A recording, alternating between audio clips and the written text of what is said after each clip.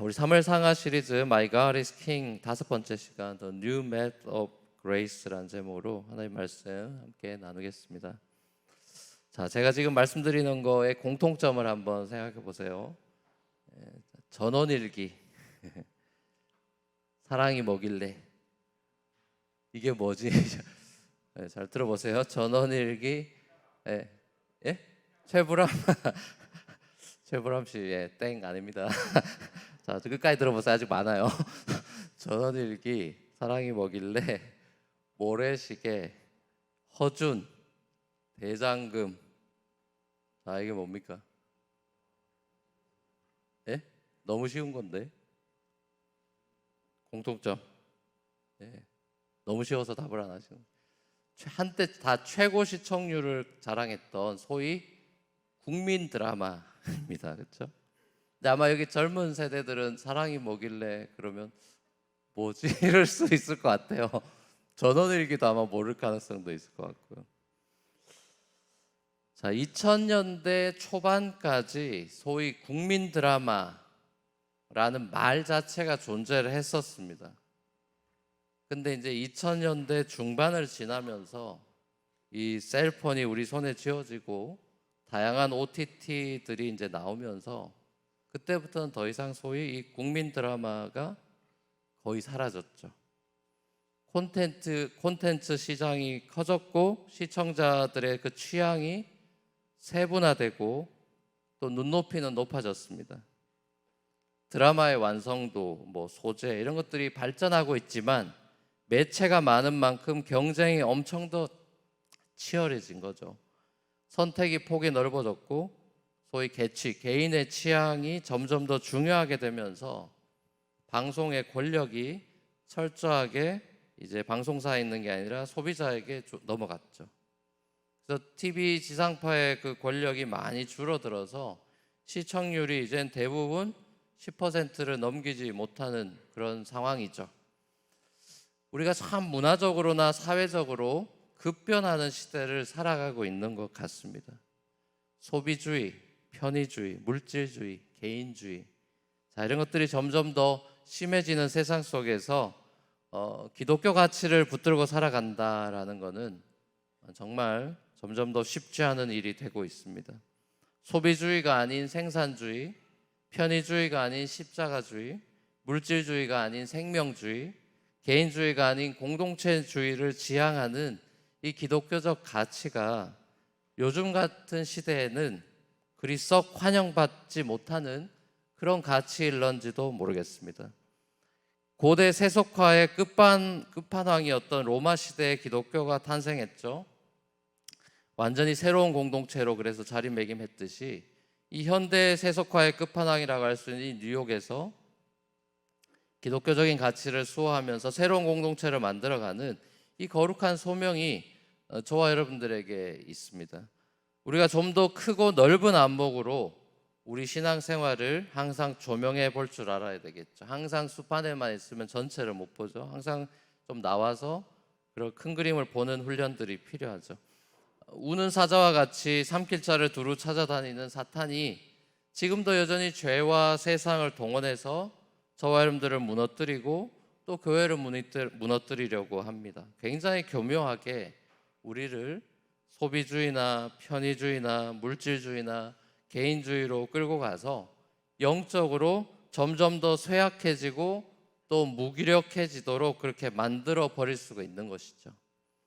그러니까 하나님의 통치가 아니라 사탄의 통치를 나도 모르게 받게 되면 우리 삶에 드러나는 가장 큰 특징이 있습니다. 하나님의 다스림을 받는 사람과 이 사탄의 통치 속에서 나도 모르게 젖어들어 있는 사람들, 그 사람들의 삶의 모양새에서 드러나는 가장 큰 특징이 뭐냐? 그것은 바로 그 사탄의 통치 아래 들어가 버린 사람들은 삶에 기쁨과 소망이 없어진다는 것입니다. 살아가는 기쁨이 사그라들고 살아갈 소망이 불분명해지고 불투명해지게 됩니다. 반면에 하나님의 다스림을 받는 왕 대신 하나님의 통치를 받는 하나님의 자녀들은 아무도 빼앗을 수 없는 그런 삶에 대한 감사와 기쁨과 평강이라는 것이 있죠. 반면에 사탄의 통치를 받게 되면 불만, 분노, 불안, 자, 이런 것들을 가지고 살아가게 됩니다. 사람은 누구나 누군가의 통치, 컨트롤을 받으면서 살아가는 존재이기 때문에 그 사람이 누구냐에 따라서 그 사람의 삶의 그 인격과 삶이 형성되어 가죠. 포메이션이 되어 가죠. 결혼한 부부라면은 남편의 통치를 받으며 살아가는 아내는 남편의 종처럼 살아가게 되는 거고, 아내의 통치를 받으며 살아가는 남편은 아내의 종처럼 살아가는 거고요. 시부모님의 통치를 받으며 살아가면 시부모님의 종처럼 사는 거고, 장인 장모님의 통치를 받으면 장인 장모님의 종처럼 사는 거죠.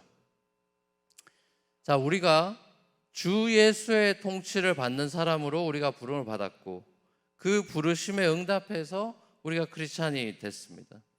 예수께서 먼저 가신 그 길을 우리도 이제 따라가면서 예수의 다스리심, 주 대신 예수의 다스림을 받으면서 주님의 말씀에 우리가 순종하겠습니다 라고 서약하면서 세례받으면서 우리가 크리스찬이 됐죠. 하나님께서 예수 그리스도의 십자가를 통해서 우리와 맺으신 이 소위 새 언약에 우리가 충성을 맹세하고 다짐했기 때문에, 그래서 우리가 하나님의 백성이 되고 천국 시민권을 획득을 했습니다.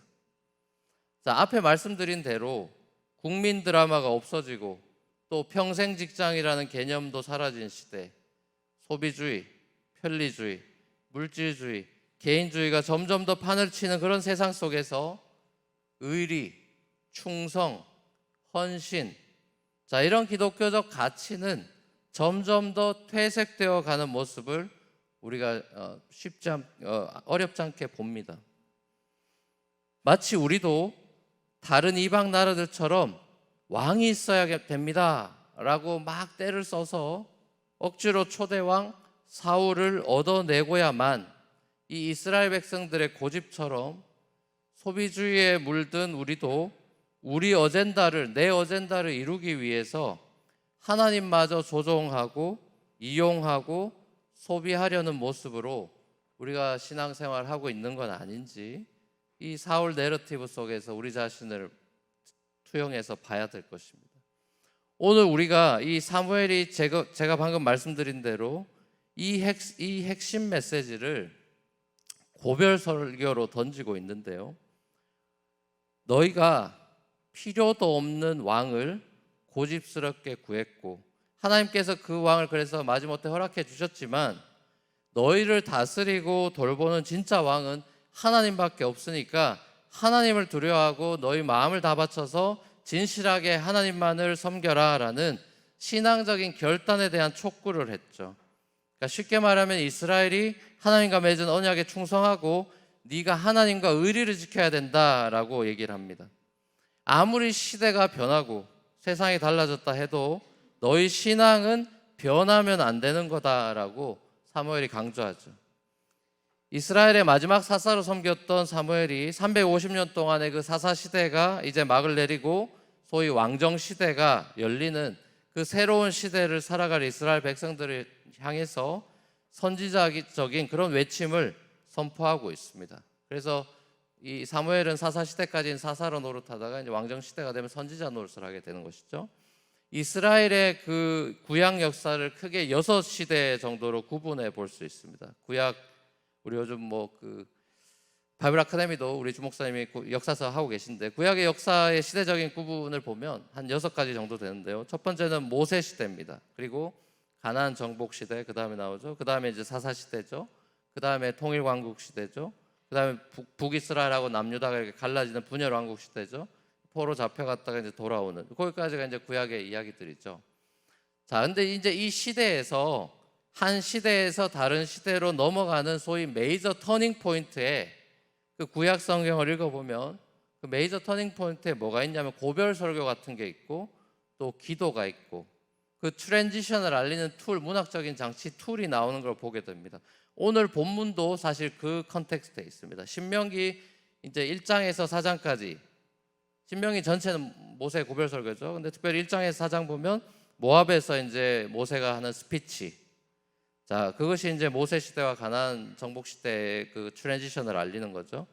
그 모자이크 피리어드 마무리하는 성격을 짓는 것이죠. 또 여호수아서 마지막 23장, 24장. 그게 이제 여호수아의 고별 설교, 여호수아의 스피치가 나오죠.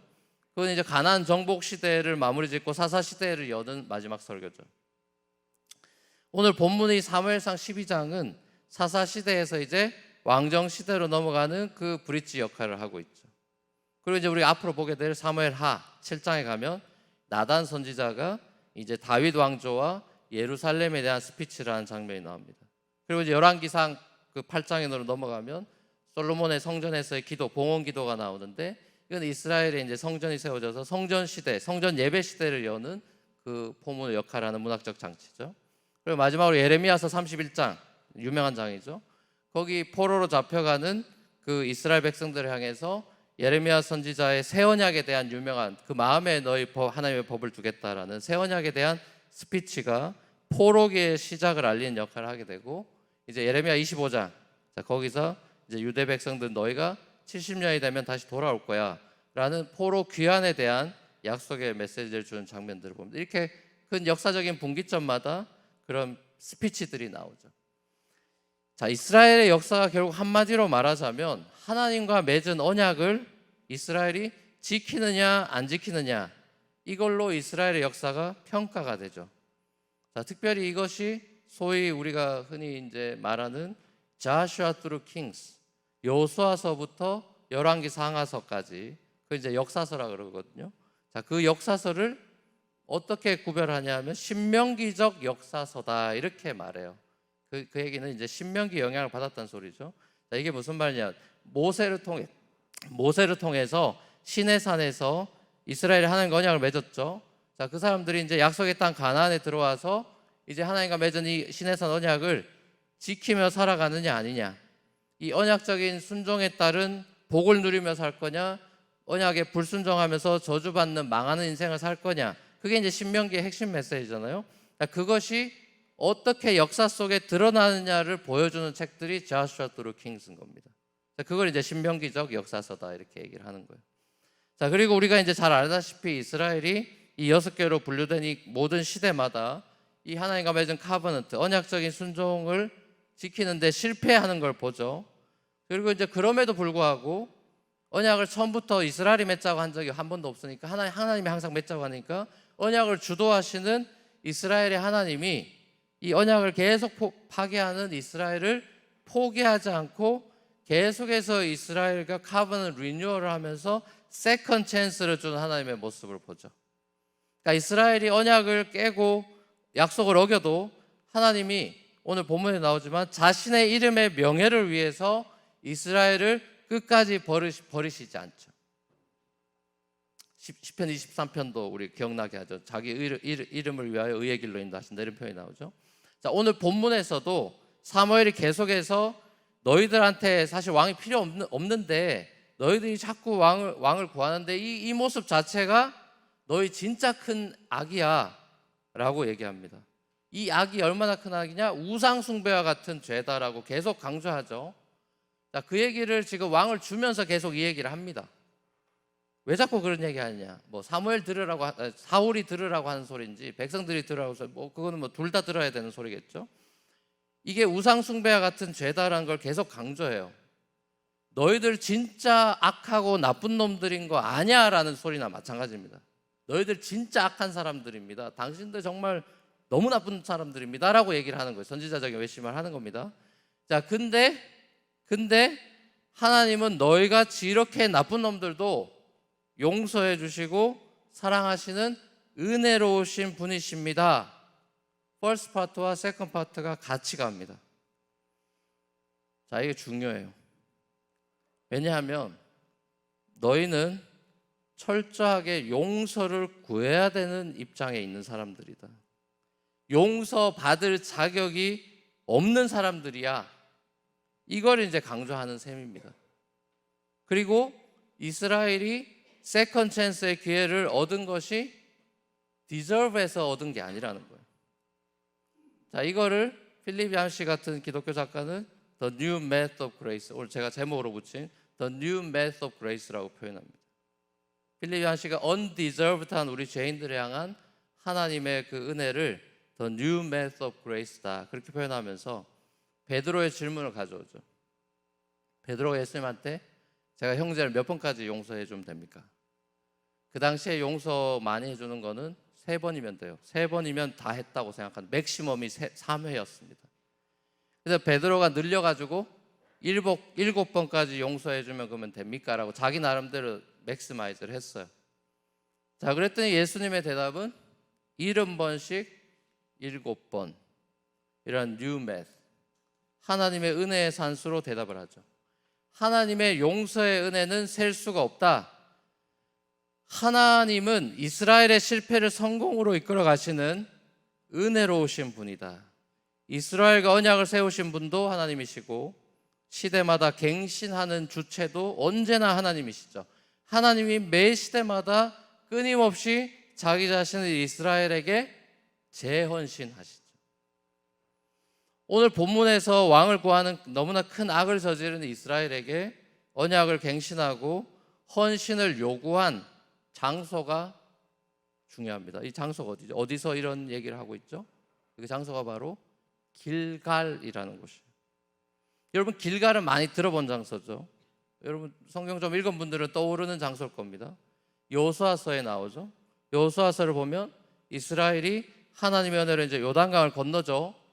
요단강을 건너고 할례를 받는 장면이 나옵니다. 전쟁 전에 그 할례를 받는 그 장소가 길갈이에요. 그 뜻이 roll over라는 뜻이죠. 그 얘기는 굴러갔다는 소리인데 이집트에서의 수치가 이제 굴러갔다. 이 길갈은 어떤 곳이냐? 이스라엘 할례 받은 곳, 요단강을 건너 기념비를 세운 곳. 하나님께서 이스라엘에게서 이집트에서의 그 수모와 수치가 굴러가게 해주신 곳, 광야에서 불순종하고 할례를 못하고 안 하고 있던 그 불순종한 이스라엘이 가나안 들어와서 제일 먼저 행한 것이 언약 백성의 징표인 할례죠. 그것도 적들 눈앞에서 가나안 군대가 쳐들어올지도 모르는 그 급박한 전시 상황에서 드러누워 있습니다.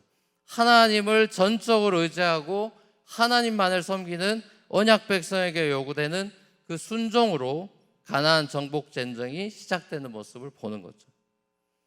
하나님이 이스라엘의 과거의 죄와 수치를 다 굴러가게 하셨고 새로운 삶을 선물로 주시는 은혜로운 분임을 우리가 확인하게 됩니다. 자, 이처럼 요단강을 건너고 이제 12돌치에서 기념비도 그 길갈에 세우죠. 그리고 모든 백성이 거기서 할례를 행하면서 가나안 시대를 열었던 바로 이 역사적인 장소인 길갈에서 하나님은 사무엘을 통해서 다시 한번 이스라엘의 죄와 허물에도 불구하고 당신께서 행하실 새로운 일들을 약속해 주면서 너희가 언약에 재충성할 것을 요구하고 계시죠. 이스라엘이 구하지 말았어야 될 인간 왕을 세운 것을 하나님이 단지 그냥 뭐 어쩌겠노 이러면서 그냥 용서해 줄게 라고 그냥 소극적인 허용으로 소극적인 용서로만 그친 것이 아니라 하나님은 이스라엘이 너무나 큰 악과 실패 위에 은혜를 얹었어요. 그래서 사울 다음에 다윗이 등장하고 다윗 다음에 예수가 오는 것입니다. 하나님의 뉴 메스의 칼큘레이션이죠. 하나님의 이 뉴 메스는 바로 이런 점에서 리뎀티브한 것입니다. 우리의 죄와 실패로부터 우리를 리딤해 내시는 하나님이시죠. 그러니까 쉽게 말해 비유하자면 우리의 실수로 물을 엎질렀습니다. 너 이거 다 주워 담아라고 하나님 하시지 않습니다. 엎질러 졌어요. 다 주워 담아라고 하는 게 아니라 그 물을 통해서 새로운 작품을 만들어 가시는 것이 하나님의 은혜의 특징입니다.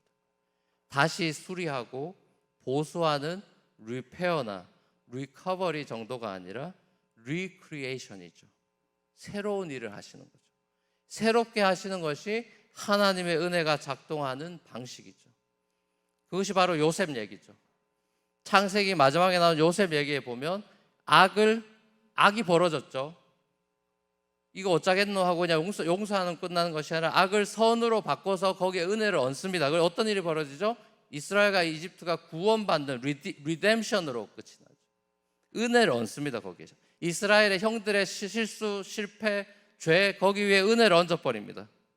자, 하나님의 그 은혜, 이 섭리를 그러니까 이거를 이제 요약해 보자면 영어로 표현해 보면 이렇게 표현할 수 있을까? 하나님의 섭리, 은혜가 어떻게 작동하느냐? Reconfiguration of our sins into a means of redemption in God's gracious good hands.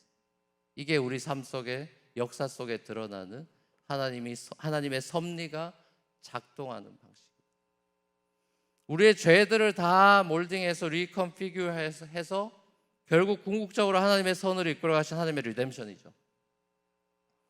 자, 그리고 이러한 하나님의 그 은혜의 절정이 바로 예수 그리스도의 십자가입니다. 모든 인간들의 죄악이 자신들의 진짜 왕인 예수를 십자가에 못 박아 버렸지만 하나님은 그 십자가 사건을 인간들의 최악의 선택으로, 최악의 선택이었죠.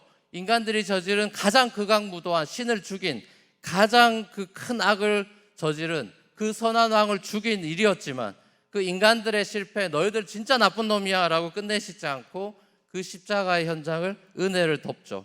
하나님의 승리의 현장으로 바꾸고 인류를 용서하고 리딤해 나가는 그 툴로 삼아버리시죠. 이게 주님의 메시지죠. 저희 아버지 목사님 얘기를 제가 자주 설교 때 했잖아요.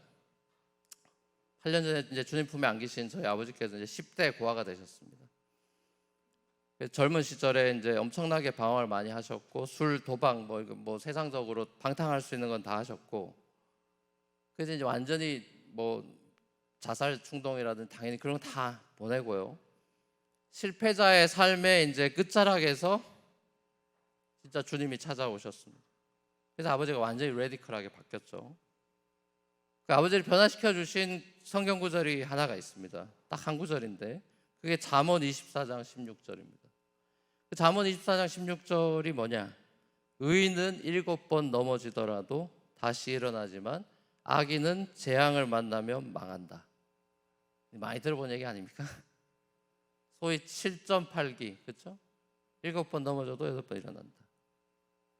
우리에게 너무나 잘 알려진 뻔한 이야기 같은 일반 그 제너럴한 레슨과 같은, 자, 이 말씀이 이 실패와 열등감과 좌절감으로 점철되어 있던 아버지의 삶을 송두리째 바꿔놨습니다. 성령이 하신 일이죠. 성령께서 그 마음을 바꾸셨고 아버지에게 삶에 대한 소망을 불어넣으셨고 그 은혜에 자기 삶이 그렇게 180도 바뀐 거, 그 은혜 때문에 자기 삶이 바뀐 것에 대해서, 죽었다가 산 삶에 대해서 너무나 감격하셨기 때문에 그 감격이 평생을 가고 축도 때마다 눈물을 흘리시는 그 모습을 보며 제가 자라고 아버지처럼 목회해야겠다라는 생각을 많이 하게 된 것입니다. 사랑하는 우리 뉴프런트 교회 성도 여러분, 저와 여러분이 자주 죄의 유혹에 빠지고 넘어지고 실수하는 정말 연약한 죄인들이죠. 하지만 로마서에서 사도 바울이 말씀한 것처럼 죄가 많은 곳에 은혜가 더욱 넘치게 됐습니다. 모세, 다윗, 베드로, 바울, 자, 우리 믿음의 영웅이라고 할 수 있는 이런 사람들, 모세, 다윗, 베드로, 바울, 모두 이 사람들은 은혜를 모르고 산 사람들이죠. 여러 번 실수하고 자기 힘 믿고 살다가 실패하고 이런 사람들이죠. 근데 하나님이 그 사람들을 부릅니다. 그래서 은혜의 영광을 찬송하는 믿음의 영웅들로 빚어가십니다.